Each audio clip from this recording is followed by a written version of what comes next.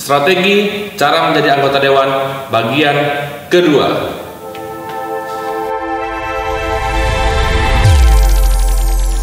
Oke teman-teman Citra Indonesia, masih bersama Yuki di sini. Kali ini kita akan membahas bagaimana cara menjadi anggota dewan bagian kedua. Teman-teman, masih bersama saya Pak Yanto. Apa kabarnya Pak Yanto? Sehat. Pak Yanto, di sini kita akan menanyakan dari sesi pertama Pak.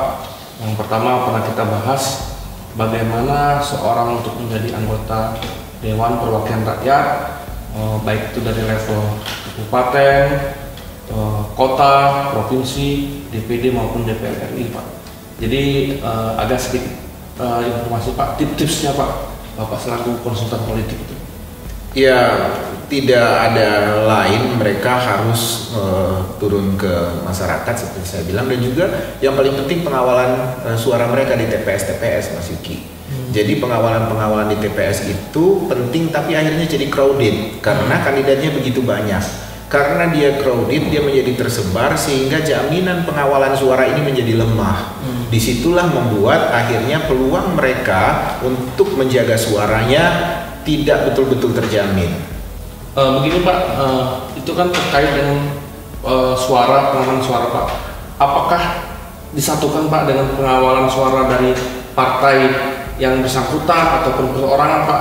Menurut strategi Bapak seperti apa gitu Pak? Nah, ini pertanyaan yang baik itu. Setiap partai, setiap parpol itu memang akan menyediakan saksi mengawal suara. Cuma mereka mengawalnya pengawalan secara makro, secara holistik, secara kepentingan parpolnya. Jadi mereka mengawal suara tidak bisa terlalu detail ke per individu pileg, apalagi kalau misalnya calon anggota legislatif itu di nomor urut di atas 4, 5, 6, 7 gitu. Itu biasanya sudah miss dari pengawasan teman-teman yang ada di struktur partai politik itu, sehingga makanya rata-rata yang lolos menjadi anggota dewan itu nomor urut 1, 2, 3 karena ini berkaitan dengan perangkat dan mesin partai politik yang mengawal sampai penghitungan suara itu, Mas Yuki. Oh, jadi secara langsung Pak, kalau seandainya nomor 1, nomor 2, nomor 3 itu selalu diuntungkan Pak dengan adanya suara-suara yang tidak terkawal itu Pak ya?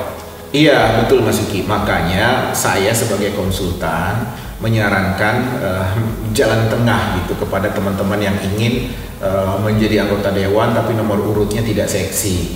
Jalan tengahnya gimana? Mereka bersinergi, bikin pool satu komunitas partai politik mereka. Misalnya partai X dalam satu provinsi kita kawal tuh oleh Citra Indonesia.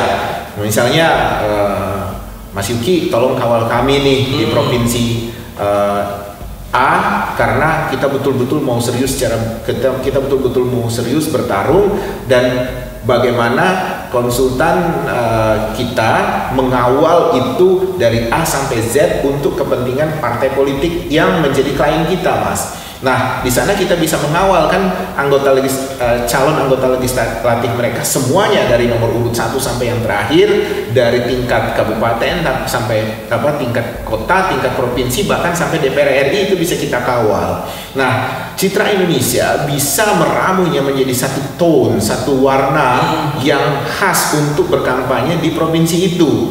Secara umum itu menjaga marwah dan kebesaran partai politik mereka. Keuntungannya di mana untuk teman-teman yang bisa dimenangkan itu? Keuntungannya adalah tiap-tiap individu di dapilnya itu nanti akan kita berikan strategi khusus, karakteristik khusus bagaimana mereka sebagai calon anggota legislatif dari partai X itu bisa dinilai dekat oleh konstituennya. Tapi memang kelemahannya adalah akhirnya secara internal mereka juga akhirnya bisa saling sikut. Tapi paling tidak secara kelembagaan dari segi partai politiknya itu mereka akan bisa diuntungkan banyak karena jumlah calon anggota legislatif dari partai X ini akan bisa meningkat secara signifikan karena dilakukan secara bersama-sama, bersinergi untuk menggalang kekuatan dengan resources yang juga disinergikan. Jadi dia bisa lebih nendang gitu, Mas Yuki. Oh, lebih dalam nih Pak. Jadi Pak, kalau boleh tahu lagi Pak, tadi Bapak sampaikan calon anggota legislatif atau calon anggota dewan bersinergi dengan partai. Nah, kalau seandainya itu sudah dilakukan sedemikian rupa, sudah dijalankan Pak, nah, kemudian sudah dijalankan yang diinginkan konsultan seperti apa, itu Pak persentasi mereka jadi itu berapa persen sih Pak? Tergantung berapa banyak dari calon anggota legislatif di partai itu. Saya kira juga tidak mungkin dari nomor urut 1 sampai akhir jadi mau bergabung sama kita untuk diurus sama kita. Itu biasanya 2 sampai 3 dalam satu dapil itu yang minta kita urus, begitu kan. Nah, itu peluangnya bisa besar. Ya mungkin misalnya kalau misalnya satu dapil itu ada 3 atau 2 yang kita urus, paling banyak mungkin yang gagal cuma 1. Karena dia sudah disinergikan resourcesnya dengan teman-teman yang ada di dapil lain maupun dapil yang ada di tingkatan yang lebih tinggi atau tingkatan yang ada di bawah dia. Jadi ada harapan lah Pak ya, kalau seandainya ada kawan-kawan ingin mencalonkan dia ini newcomer lah Pak, pendatang baru untuk menjadi anggota dewan tuh lebih peluangnya lebih ada gitu Pak. Iya, lakukan sinergi itu Mas Yuki. Cuma masalahnya teman-teman yang masih muda, yang masih baru ya, newcomer ini mencari teman-teman yang mau sinergi ini sulit.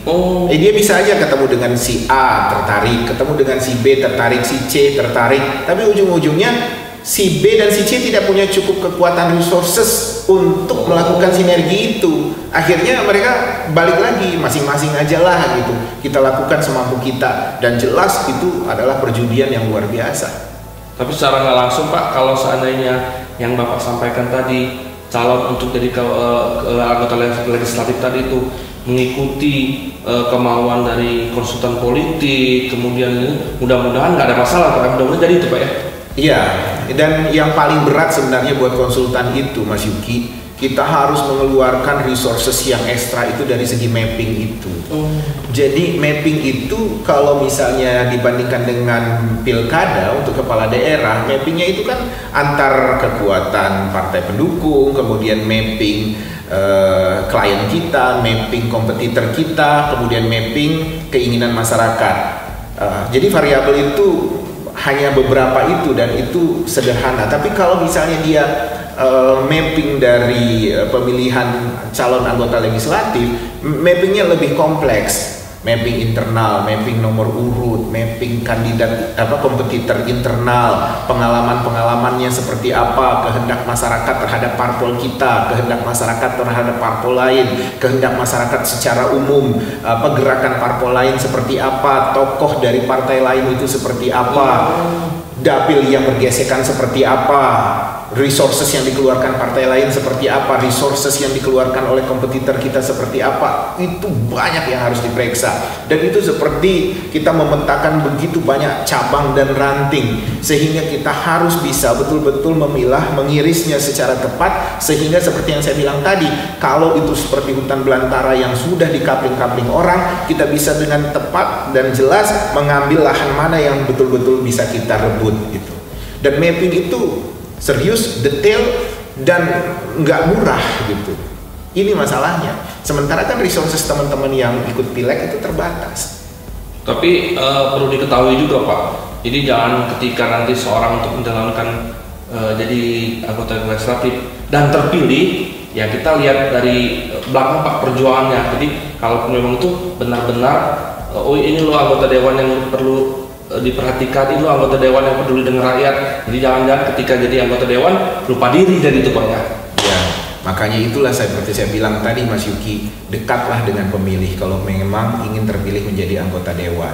Tunjukkan komitmen. Di situ bagi saya jalan yang paling mungkin untuk mempermudah mereka terpilih menjadi anggota dewan, Mas. Wah, luar biasa Pak Yanto, penjelasannya detail sekali.